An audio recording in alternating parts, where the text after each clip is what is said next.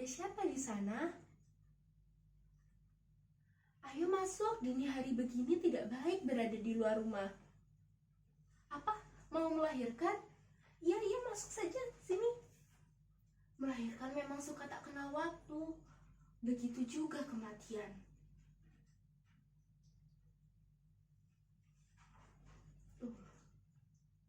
Kematian? Kenapa tiba-tiba aku melanggar tentang kematian? Selama 3 tahun aku berada di sini, puskesmas ini jadi saksi bahwa kelahiran dan kematian itu tidak pernah adil. Kau boleh ngotot mengatakan di mana ada kelahiran pasti diimbangi dengan kematian. Begitukah? Hal itu membuat jumlah manusia selalu sama. Dan itu adalah kunci eksis bangsa manusia hingga saat ini. Begitukah maksudmu? Pendapat itu sudah harus dikoreksi sekarang. Jauh di suatu tempat, bahkan kelahiran lebih tinggi daripada kematian. Lihat saja kotamu sendiri.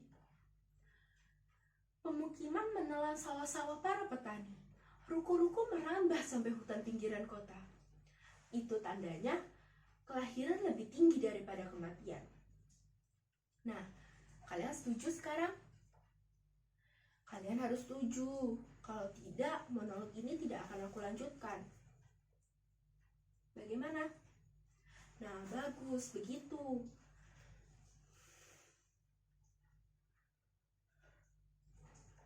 Sebagai orang Jawa yang mewarisi ajaran harmoni dari para tetua, aku merasa dibenturkan dengan kenyataan pahit yang berbeda dari apa yang pernah diajarkan kepadaku. Aku jadi saksi. Hampir setiap kesakitan di sini berakhir dengan kematian. Terkadang aku merasa gagal menjadi seorang dokter. Seharusnya aku bisa menjadi pencegah kematian. Aku tahu aku bukan malaikat penyelamat. Tapi kegagalan demi kegagalan membuatku ingin meninggalkan profesi ini. Kembali jadi manusia biasa.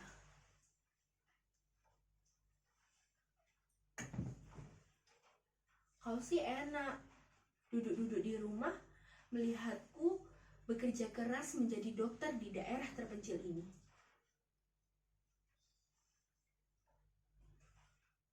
Apa? Ada yang mau melahirkan? Ayo bapak, mama, sudah masuk. Ini puskesmas satu-satunya di desa ini. Aku tahu aku bukan malaikat penyelamat, tetapi setidaknya bayi yang ada dalam kandungan itu punya kesempatan menghirup udara segar desa ini. Ayo masuk. Kalian tahu, setiap anak-anak yang lahir di desa ini belum tentu bisa selamat. Bahkan yang sudah lahir pun belum tentu bisa tumbuh jadi kanak-kanak. Tadi, anak Bapak Wanggai meninggal yang tinggalnya dekat dermaga itu. 2 hari lalu, Sarja anak Bapak Koga pun meninggal. Kalian pasti sudah tahu berita ini. Berita ini sudah viral di mana-mana. Dan Bapak Presiden sudah menetapkan ini sebagai kasus gizi buruk terburuk sepanjang sejarah modern bangsa ini. Kalau aku boleh bercerita, begini.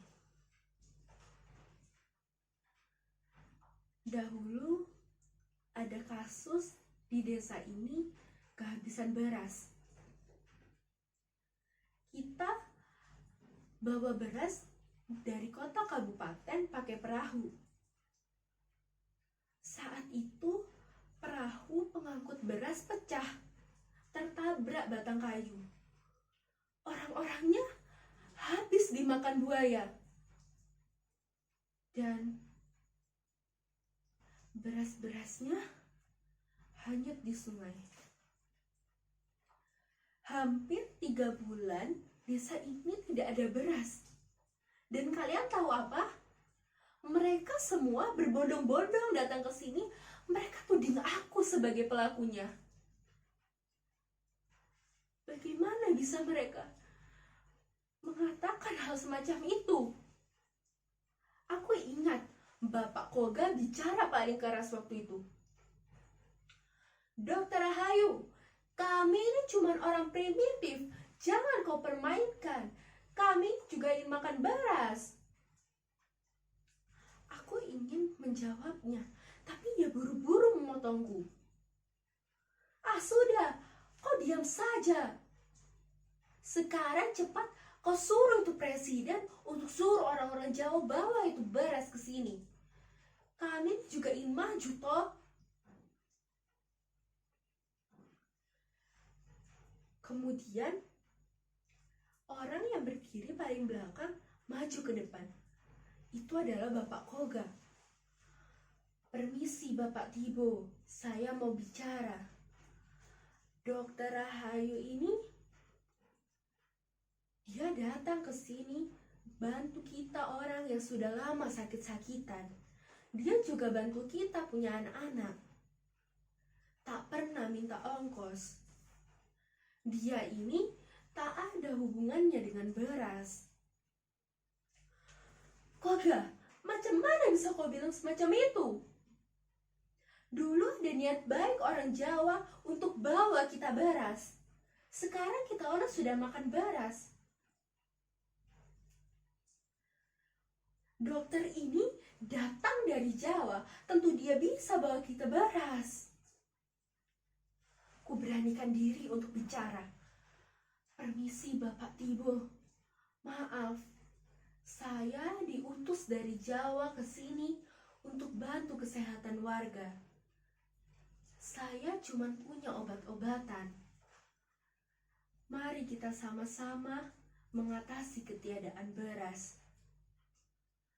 Saya ada punya usul. Bagaimana kalau kita makan sagu saja? Macam mana bisa kau bilang begitu?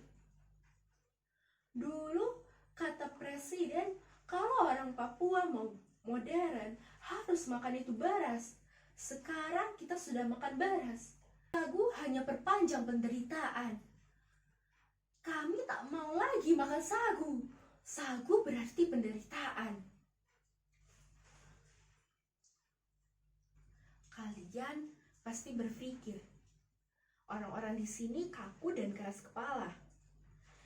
Tapi selama aku di sini, aku malah belajar banyak hal tentang cara mereka berpikir dan ambil keputusan. Mereka selalu berpikir lurus, konsisten, dan teguh pegang janji. Nah, hal itu yang harus aku manfaatkan dengan baik-baik. Tidak seperti kau yang mencela-mencele. Hari ini pilih ini, besok pilih itu. Tergantung pada siapa yang beri rezeki. Bapak Tibo, saya boleh tanya sesuatu? Dulu waktu Bapak dilahirkan setelah Mama ada kerjasama dengan punya Bapak kan? Nah, dulu waktu Mama dan Bapak kerjasama, mereka ada makan apa toh? So pasti makan sagu. Nah, Bapak Tibo, Bapak dan Mama makan sagu. Kenapa kita tidak makan sagu saja?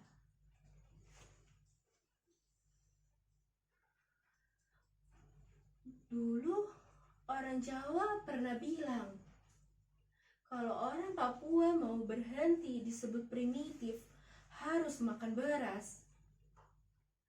Kami ini bukan hanya lapar, kami ingin modern seperti kau.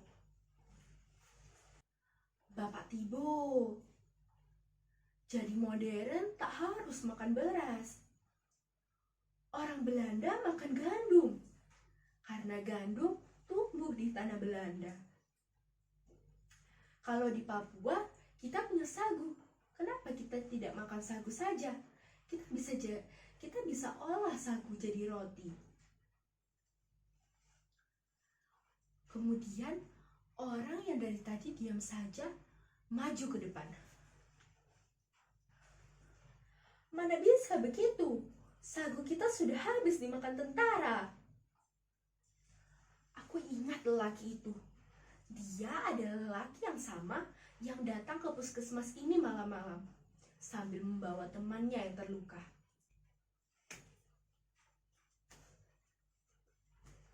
Dokter, cepat obati ini teman.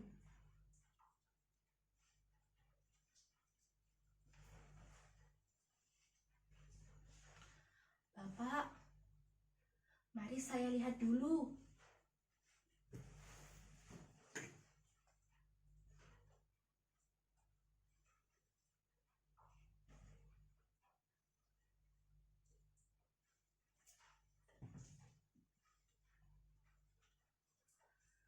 Bapak, teman ini harus dibawa ke rumah sakit kabupaten. Dadanya terkena peluru. Ini harus dioperasi. Saya tidak punya alatnya. Dokter, jangan banyak bicara atau kasih itu perintah. Saya juga bisa kasih mati dokter. Sekarang dokter obati itu teman. Baik, saya obati. Tapi kalau Bapak todongkan itu senjata, saya tidak bisa bekerja. Saya akan operasi dengan pisau kurang steril ini. Maukah? Terserah, kau kan dokternya. Untungnya, peluru tidak masuk terlalu dalam ke dada lelaki itu. Tapi aku tetap membiusnya.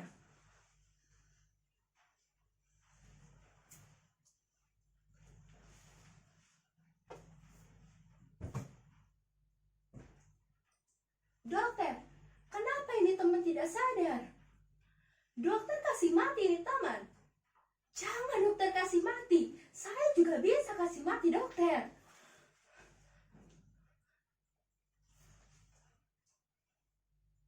Dia kembali menodongkan senjatanya kepadaku. Tapi kali ini aku sudah berhasil menguasai keadaan. Bapak, bertempur di gunung-gunung sama tentara tidak akan hasilkan apa-apa. Mari kembali sini, berkumpul di sini sama orang kampung. Kita hidup di sini sama-sama dengan orang kampung, sama-sama dengan republik. Bertempur dengan tentara-tentara hanya hasilkan kematian. Dia pun terdiam. Kulihat temannya setelah itu segera sadar. Dan ia pun membawa temannya pergi dan menghilang di tengah kegelapan malam. Nah, sekarang biarkan aku melanjutkan ceritaku dengan lelaki yang datang malam-malam itu. Dokter, sagu kita sudah habis dimakan tentara. Apa yang mau diolah jadi roti? Nah, begini bapak-bapak, bagaimana kalau besok kita mencari sagu saja ke hutan? Bapak mau kan? Bagaimana Bapak Tibo? Bapak setujukah? Keesokan harinya, kita memang pergi ke hutan. Kami pergi ke hutan bersama-sama.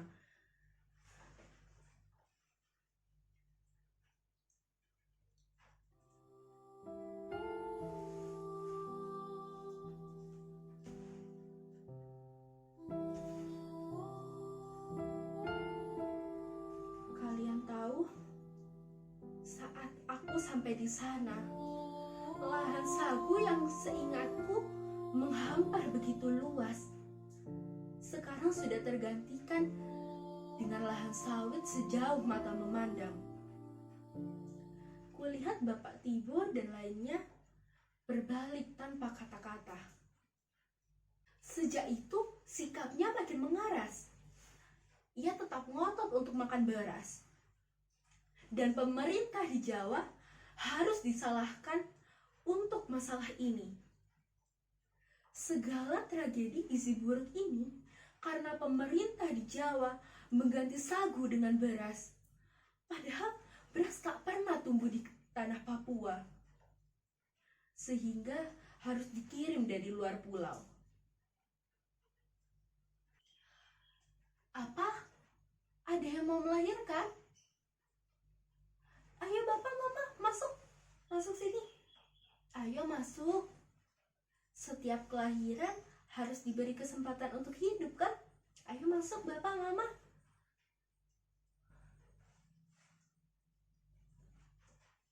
Hidup. Terus terang, saat ini aku merasa gagal menjadi seorang dokter yang dikirim jauh-jauh dari tanah Jawa sampai ke pedalaman Papua. Sudah kujadikan setiap kematian demi kematian sebagai semangat untuk bertahan. Tapi bukan kematian betul yang aku tangisi. Hidup menderita di tengah kelimpahan alam, itulah yang jadi soal. Bagaimana bisa tragedi gizi buruk ini terjadi? Sungguh tak bisa kunalar dengan logika. Bagaimana mungkin di surga terjadi kelaparan?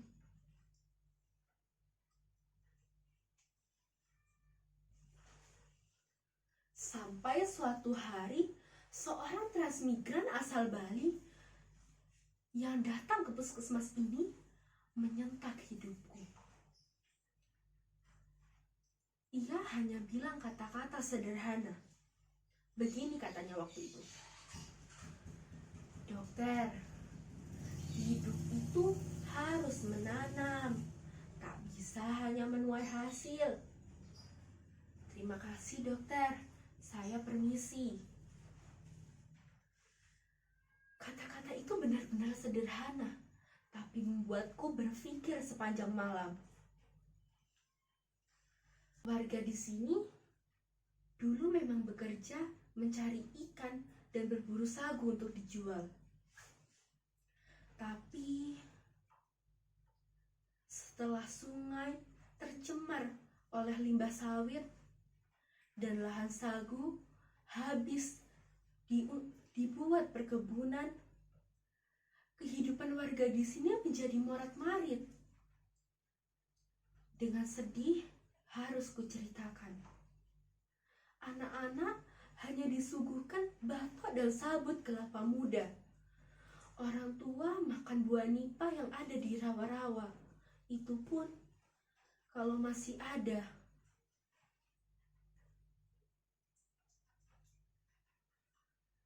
Tahun ini rencananya aku ingin kembali ke Jawa untuk menengok ibu yang sudah uzur. Tapi kuurungkan. Aku merasa bertanggung jawab atas kejadian yang terjadi di sini. Aku tahu selama ini Bapak Tibo dan aku tidak pernah sepaham. Tapi di ujung penderitaan, hanya kebersamaanlah yang bisa menyelamatkan hidup kita. Dokter Rahayu, panggil Bapak Tibo suatu hari.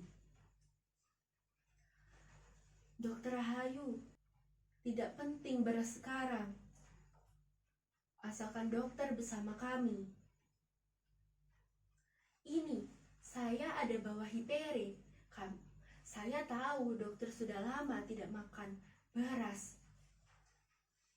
Aku pun terkejut. Dia membawakanku segenggam ubi. Itu makanan paling mewah di saat-saat begini.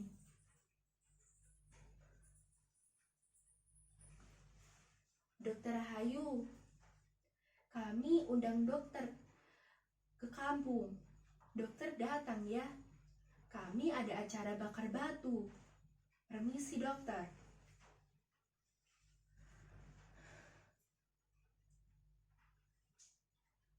Bapak Tibu, kepala suku itu yang terkenal suka main kuasa, ternyata punya sisi baik yang tidak diperlihatkannya kepadaku. Dan soal upacara bakar batu, itu adalah upacara yang biasa dilakukan untuk ucapan rasa syukur dan menyambung tali silaturahmi. Aku yakin ada sesuatu yang istimewa telah terjadi. Aku pun datang ke sana. Di gerbang desa, Bapak Tibu menyambutku. Ayo dokter, tenang saja. Kami tahu dokter orang muslim. Kami tidak bakar babi. Kami hanya bakar hipere dan daun-daun.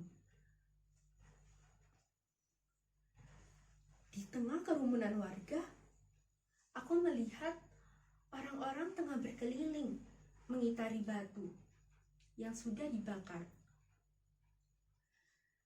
Dan di tengah-tengah mereka ada beberapa orang asing dari suku lain yang dengan cekatan menyiapkan upacara bakar batu.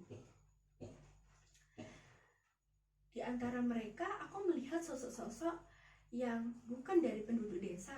Salah satunya adalah transmigran asal Bali yang datang ke puskesmasku waktu itu. Dokter Rahayu, mari sini. Saya kenalkan, ini adalah orang yang kasih kita selamat di tengah kelaparan. Bapak Tibu memperkenalkanku kepada seseorang yang berpakaian seperti kepala suku. Aku tahu upacara bakar batu ini biasanya dilakukan oleh suku-suku yang tinggal di pegunungan Jayawijaya. Jadi, Bapak ini yang bawa hipere untuk kita semua.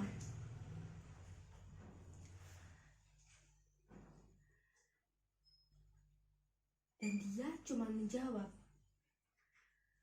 kami tanam hipere ini di tanah Papua, tentunya untuk orang Indonesia. Nah, sekarang coba kalian maknai sendiri ucapan kepala suku itu. Aku permisi dulu ya. Ada pasien yang menungguku sekarang. Ayo Bapak, Mama, sudah masuk sini. Mari ke sini. Tidak usah takut sama dokter Jawa. Kita semua bersaudara toh.